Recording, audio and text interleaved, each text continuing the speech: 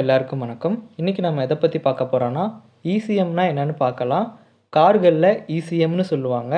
இந்த இசிஎம்மோட full form பார்த்தீங்கன்னா engine control module. ECM என்ன வேலை செய்யுதுன்னு பார்த்தீங்கன்னா இதை வந்துட்டு பிரெயின் ஆஃப் தி இன்ஜின்னே சொல்லலாம். இதுதான் இன்ஜினை இயக்கக்கூடிய ஒரு விஷயமே. இது டேட்டாவை அனலைஸ் பண்ணி, அதாவது வேரிய சென்சார்ஸ் இருக்குது அதாவது இன்ஜின்ஸில்.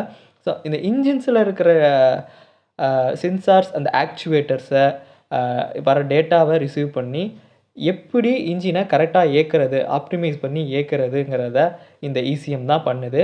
ஸ்டார்ட் பண்ணுறோம். இன்ஜின் கரெக்டாக ஓடுன்னா இந்த இசிஎம் கரெக்டாக இருந்தால் தான் இன்ஜினே கரெக்டாக ஓடும். இல்லைன்னா இன்ஜின் கரெக்டாக ஓடாது.